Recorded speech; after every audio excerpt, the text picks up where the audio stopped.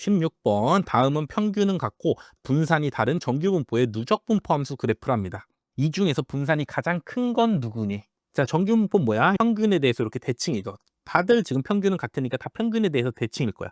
근데 분산이 크다라는 건 뭐야? 극단적인 값이 많이 나오면 분산이 크죠. 분산은 퍼져 있는 정도니까 지금 파란색 정규분포 그래프보다는 요 빨간색 정규분포 그래프가 더 분산이 클 겁니다. 왜냐면 극단적인 값들이 더 나올 확률이 더 크잖아. 더 많이 나온다고. 그러니까 더 크게 된다고. 자, 이거를 이제 뭐 하라고? 누적 분포 함수로 구하라고. 그럼 파란색 입장에서는 극단적일 때 확률 값이 뭐해? 잘 안 나오잖아. 누적 분포 함수는 뭐야? 계속 확률을 더해 가는 거죠. 확률을 더해서 누적 분포 함수 만드는 거잖아. 그래서 처음에는 별로 안 더해진다고. 안 더해져. 그러고 나서 평균으로 오면은 갑자기 많이 더해지죠. 그러고 다시 끄트머리로 가면은 별로 평균을 더하지 못한다고. 그래서 요런 식으로 누적 분포 함수 그래프가 그려질 겁니다. 대신에 분산이 더 큰 놈은 처음부터 뭐에 확률을 많이 더하죠. 그렇기 때문에 처음 시작이 더 위부터 시작해. 이렇게. 그다음에 끄트머리에서도 확률을 더 많이 더하잖아. 그렇기 때문에 요렇게 요렇게 해서 요렇게 해서 누적 분포 함수 그래프가 그려질 겁니다. 결론 뭐야? 분산이 더 크면은 초반이 극단적인 값이잖아. 극단적인 값의 확률 값이 더 크니까 더 많이 더 위로 올라가게 된다고. 그럼 처음부터 많이 위로 올라간 놈 누구야? 4번이 되는 거죠. 4번은 벌써 마이너스 4일 때 이만큼 확률 값이 올라가 있잖아. 1번은 거의 안 늘어나죠. 2번은 요만큼, 3번도 조금 요만큼. 근데 4번은 확 늘어난다고. 극단적인 값일 때 확률 값이 확 더해진다고. 그 소리는 뭐야? 분산이 크다 보니까 극단적인 값이 많이 나올 거 아니야. 그러니까 누적 분포 함수의 함수값도 많이 더해지게 된다. 자, 요런 식으로 논리적으로 생각해서 4번을 골라주셨어야 되는 문제였습니다. 자, 그래서 정규 분포에서 분산이 크다라는 게 무슨 의미인가를 여러분들이 해석해 주셔야 되고, 그거를 누적 분포 함수로 옮긴다면은 어떻게 표현되는가 도 통계학적으로 생각을 해 주셨어야 되는 문제라고.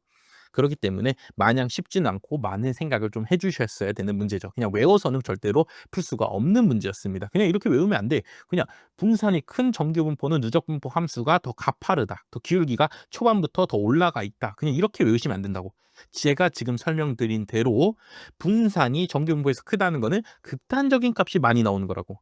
극단적인 값이 많이 나오니까 극단적일 때 확률 값이 더 더해지니까 누적분포 함수에서 초반부터 뭐 한다고? 초반부터 확률 값이 많이 더해지다 보니까 더 위로 올라간다고. 이런 식으로 논리적으로 생각해 주셔서 이해를 해 주셔야 됩니다. 절대로 암기하시지 말고 다시 한 번 더 잘 이해를 해 주시기를 바라겠습니다.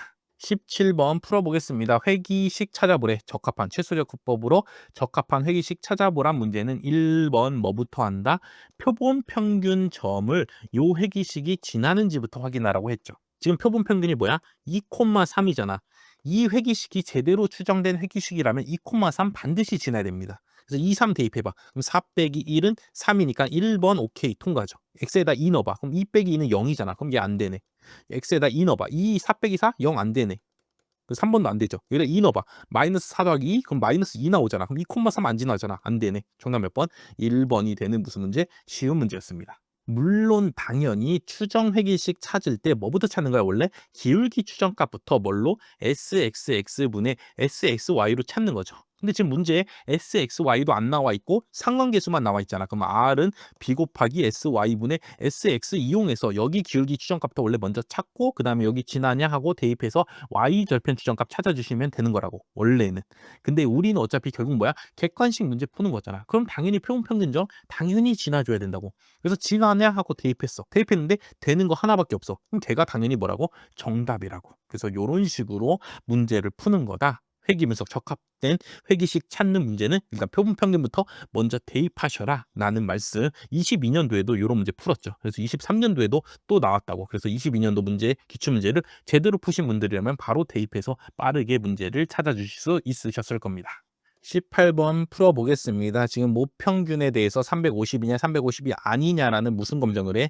양측 검정을 한답니다. 그래서 49개를 이미 추출하여서 뮤에 대한 95% 신뢰 구간을 구했더니 이렇게 나왔답니다. 자, 우리가 검정 세 가지로 할 수 있다라고 제가 말씀드렸죠. 1번 기강력으로 할 수 있다. 2번 P값 유의 확률로 할 수 있다. 3번 무슨 검정일 때? 양측 검정일 때 뭘로 할 수 있다? 신뢰 구간으로 할 수 있다라고 말씀을 드렸습니다. 그래서 실내 구간이 지금 기무가설을 포함하고 있으면 기무가설 기각 못하는 거고 포함 못하면은 뭐 하는 거야? 기무가설을 기각하게 되는 거라고. 근데 지금 95% 실내 구간을 구했어. 근데 지금 349에서 361이니까 요 구간을 350 지금 뭐 하고 있어? 포함하고 있죠. 그러니까 지금 유의 수준 5%에서 귀무가설을 기약할 수 없다라고 결론을 내려주시면 되는 거죠. 요 신뢰 구간을 이용한다면 95% 신뢰 구간 구했더니 귀무가설을 포함하고 있어. 그러면은 검정으로 따지면은 유의 수준 5%에서 귀무가설을 기약할 수 없다라고 여러분들이 해석해 주실 수 있으면 되겠습니다. 자, 그래서 이에 대한 설명으로 옳지 않은 것은 유의 수준 5%에서 기약할 수 없니? 그쵸? 요렇게 해석하는 게 맞다고. 유의 수준 2%에서 기약할 수 없니? 당연히 5%에서 기약할 수 없으면 2%에선 당연히 기각할 수가 없죠. 왜 그런 거야? 자, 요렇게 있을 때 기각력을 요렇게 만들 거 아니야. 여기다 2.5%, 2.5% 되게 만든다고. 유의 수준 5% 양측 검정은. 근데 지금 기각할 수 없으니까 검정 통계량이 여기 있는 값이 나왔다는 소리 아니야. 근데 유의 수준이 2% 되면은 기각력이 더 뭐돼? 더 빡세진다고. 1%씩이니까 더 심각해지죠. 그럼 당연히 우리가 구한 검정 통계량 당연히 여 기각력이 들어갈 수가 없겠죠. 그러니까 5%에서도 기각할 수 없는 거는 2%에서도 기각할 수 없다라는 설명 맞게 됩니다. 위 가설에 대한 유의 확률은 0.01보다 크니 지금 5%에서 기각할 수 없잖아.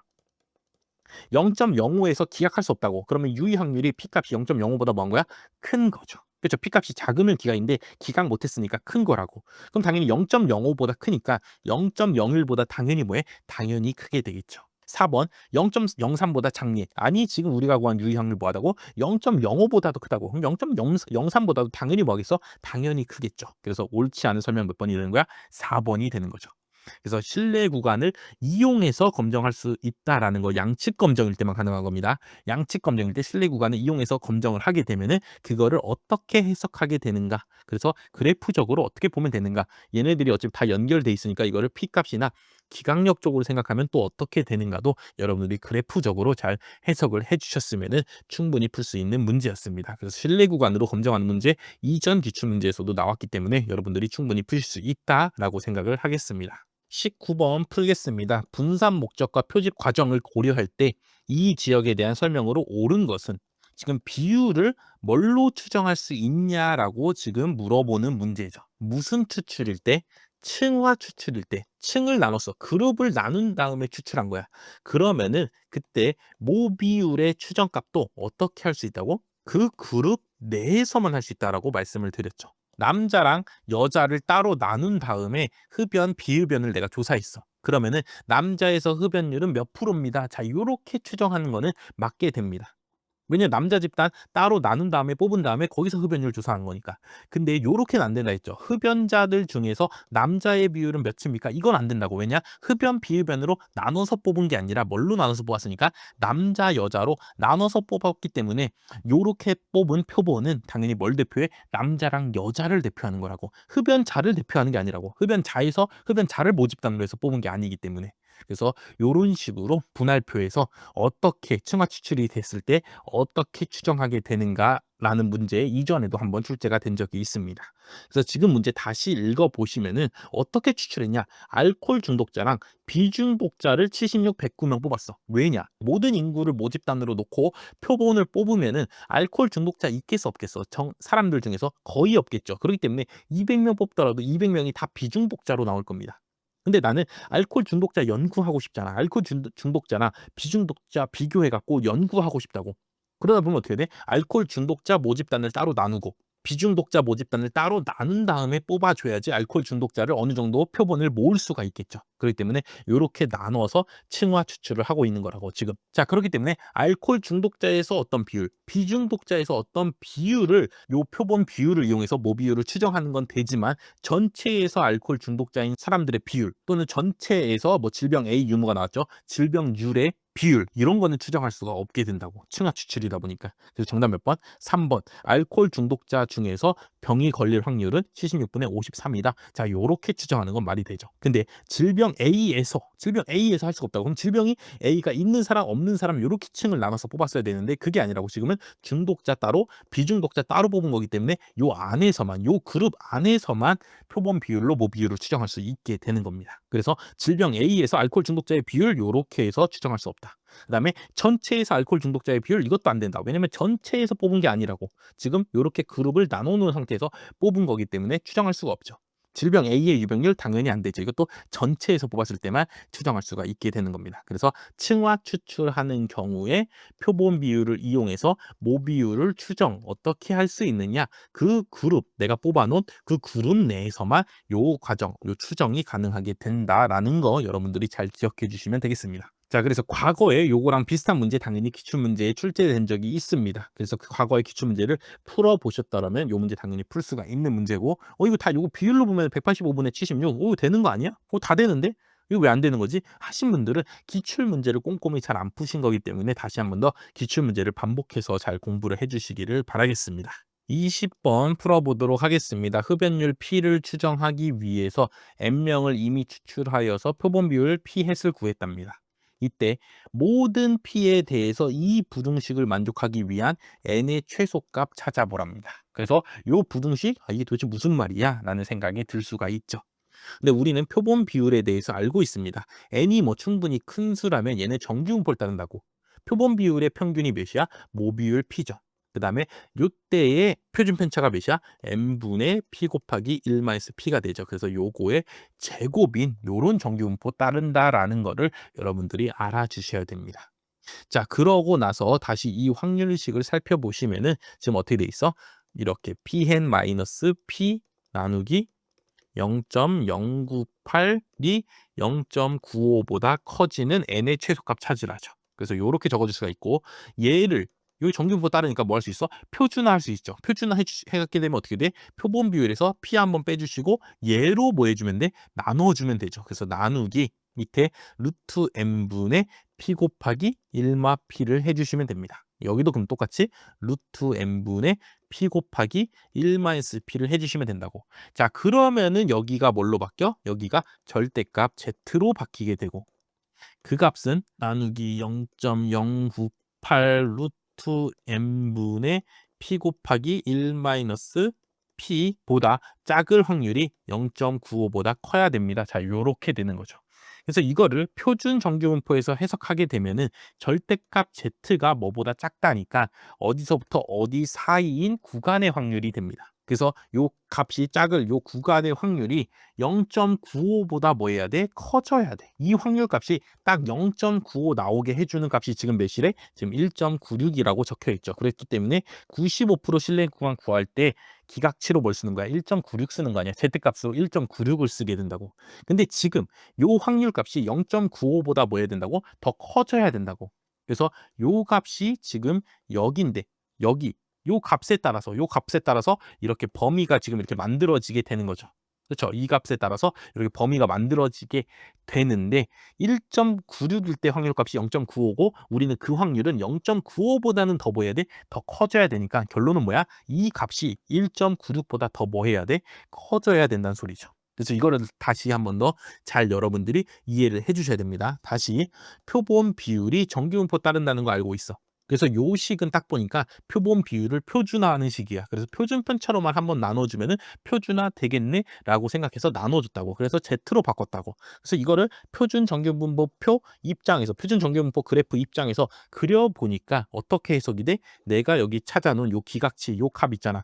요 값이 1.96보다 뭐 해야 돼? 커져야지만 확률값이 0.95 이상이 나오겠네라고 해석을 해주실 수가 있다고. 그래서 지우고 여기 마지막 남은 요 부등식만 한번 써보겠습니다. 자, 지금 요 부등식이 성립하게 될 때 n의 최소값 찾아보라는 문제죠. 자, 근데 지금 문제에 뭐라고 나와 있어? 모든 P에 대해서 성립해야 된다고. 모든 P에 대해서 성립한다는 소리는 P가 몇일 때도 성립해야 된다라고 여러분들이 바꿔서 이해를 해주시라고 제가 말씀을 드렸어. 2분의 1일 때도 성립하면은 모든 P에 대해서 성립하게 되는 거라고. 2분의 1일 때가 이 값이 여기 분자에 들어간 분이 최대가 되는 거라고. 그래서 2분의 1일 때도 성립하면 당연히 3분의 1, 뭐 4분의 1, 5분의 3, 뭐 이럴 때 당연히 성립하게 됩니다. 그래서 요 P에다가 뭘 대입해? 2분의 1을 대입해 주시면 된다라고 말씀을 드렸죠. 자, 그래서 요 부등식을 다시 적어주시면은 0.098을 절로 넘겨. 그럼 분의 1이고 이쪽에 0.098 나누기 1. 96이 되고 요거는 루트 n분의 루트 p 곱하기 1만 p잖아. 그래서 그거에 또 역수기 때문에 오히려 루트 n을 올려주시고 밑에다가 루트 p 곱하기 1마 p를 적어주시면 된다고.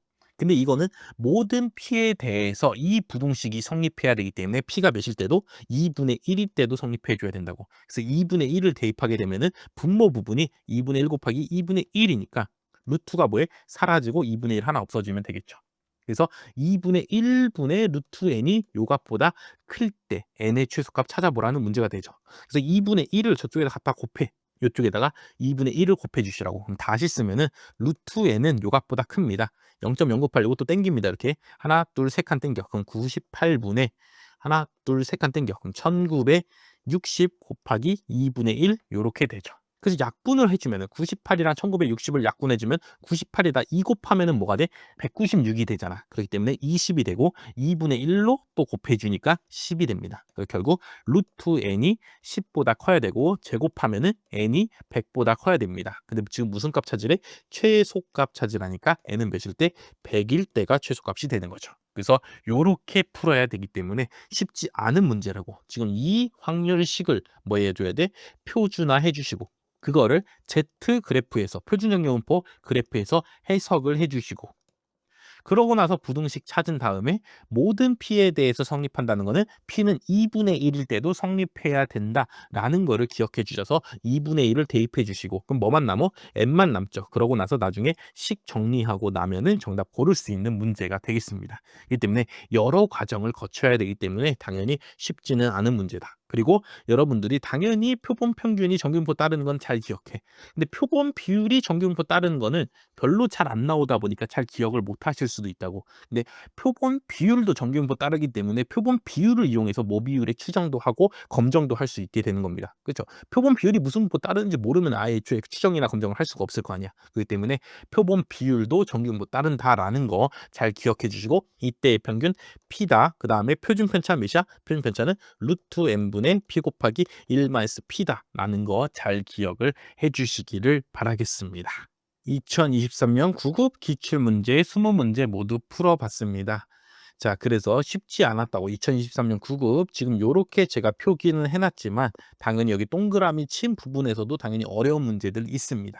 그 다음에 어려운 문제들이 어떻게 되어 있냐? 4번, 7번, 10번, 14번, 16번, 20번 어떻게 돼 있어? 몰려 있지 않고 어려운 문제들이 몰려서 나오지 않고 드문드문 사이사이에 들어가 있다고. 자, 그렇기 때문에 4번에서 고통받고 5번 막 어떻게 풀다가 다시 또 7번 오면 또 고통받고 막 이러다 보니까 실제로 23년 9급에 상당히 시험이 어려웠다라고 평가를 드릴 수가 있겠습니다. 그래서 요때 막 진짜 다른 과목 다 100점 맞고 통계학을 35점 받았어. 40점 미만 받으면 한 과목이라도 40점 미만 나오면 꽈락이 되죠. 그래서 이렇게 꽈락 받으신 분들 있고 어떤 분은 40점만 받았는데 나머지 다 잘 봐갖고 합격하신 분들도 있습니다. 물론 그중에서도 당연히 기출문제 공부 꾸준히 하시고 통계학적으로 어느 정도 센스도 있으시고 해갖고 높은 점수 받으신 분들도 당연히 있지만 요때 뭐 100점 받으신 분은 없는 걸로 제가 알고 있습니다. 왜냐하면 너무너무 어렵기 때문에 9급에서 그동안 출제되지 않았던 부분들이 출제되다 보니까 당연히 요 시험 어려운 게 맞다. 난이도 상위인 게 맞다. 그래서 요거 한번 연습해서 여러분들이 풀어보셨는데 점수가 막 50점 막 이렇게 나왔다. 그게 당연한 거다. 그리고 나머지 과목들 잘 보면은 50점이어도 합격할 수 있었다라는 말씀 우선 드리겠습니다. 그러니까 너무 절망하거나 실망하지 마시고 이 문제 자체가 이 시험 문제 자체가 어려운 게 맞다라는 거를 이해해 주시면 되겠습니다. 자, 그래서 베르누이 분포 잘 안 나오지만 이항 분포만 우리가 더 집중해서 공부하죠. 근데 베르누이 분포부터 이항 분포는 시작이라고. 그렇기 때문에 베르누이 분포 어렵지 않잖아. 간단하잖아. 0이랑 1만 나오는 거라고. 그렇기 때문에 간단하니까 여러분들이 잘 기억해 주시기 바라고.